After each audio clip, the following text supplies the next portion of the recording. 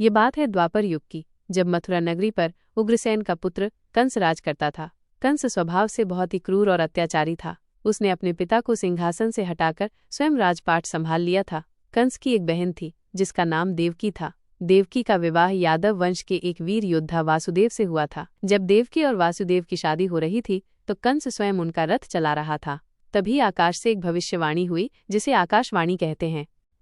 हे कंस, जिस बहन को तू इतने प्रेम से विदा कर रहा है, उसी का 8वां पुत्र तेरी मृत्यु का कारण बनेगा। ये सुनकर कंस इतना भयभीत और क्रोधित हुआ कि उसने तुरंत देवकी को मारने के लिए अपनी तलवार निकाल ली। वासुदेव ने बहुत मुश्किल से कंस को समझाया और वादा किया कि वे अपनी हर संतान को कंस के हवाले कर देंगे। कंस ने वासुदेव की बात मान ली, लेकिन उसने उन दोनों को कारागार में डाल दिया। कंस एक एक करके देवकी के 7 नवजात शिशुओं को जन्म लेते ही पत्थर पर पटककर मार डालता था। देवकी और वासुदेव अपने बच्चों को खोकर बहुत दुखी थे, लेकिन वे बेबस थे।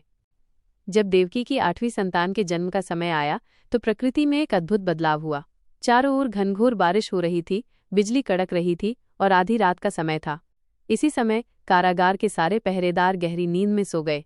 कारागार के दरवाजे अपने आप खुल गए और वासुदेव के हाथ पैरों में बंधी बेड़ियां भी खुल गईं। उस रात देवकी ने एक बहुत ही सुंदर, अद्भुत और तेजस्वी बालक को जन्म दिया, जिनके 4 हाथ थे, जिनमें शंख, चक्र, गदा और कमल थे। यह बालक स्वयं भगवान विष्णु थे। भगवान ने वासुदेव से कहा, हे वासुदेव, तुम मुझे गोकुल में मेरे परम भक्त नंद बाबा के घर छोड़ाओ और वहां से अभी अभी जन्मी उनकी पुत्री को यहाँ ले आओ। भगवान का आदेश मानकर वासुदेव ने नवजात शिशु को एक टोकरी में रखकर अपने सिर पर उठा लिया। मूसलाधार बारिश में भी वासुदेव यमुना नदी पार करने निकल पड़े। जब यमुना का जल शिशु को छूने लगा तो यमुना ने वासुदेव को रास्ता दे दिया। वासुदेव सुरक्षित गोकुल पहुंचे और उन्होंने शिशु को यशोदा मैया के पास सुला दिया, जिनकी पुत्री अभी अभी जन्मी थी। वासुदेव शिशु कन्या को लेकर वापस कारागार आ गए। जब कंस को इस बात का पता चला कि देवकी की 8वीं संतान का जन्म हो चुका है तो वो तुरंत कारागार में आया। उसने उस बच्ची को छीन लिया और उसे मारने के लिए जैसे ही ऊपर उछाला, वो बच्ची कंस के हाथ से छूटकर आकाश में चली गई। वहां वो देवी योगमाया के रूप में प्रकट हुई और कंस से बोली, हे मूर्ख, मुझे मारने से क्या होगा? तुझे मारने वाला तो पहले ही गोकुल में नंद बाबा के घर जन्म ले चुका है। ये कहकर देवी योगमाया अंतर्ध्यान हो गई। कंस घबरा गया। इस प्रकार भगवान श्री कृष्ण का जन्म हुआ और उनका पालन पोषण नंद और यशोदा के घर हुआ।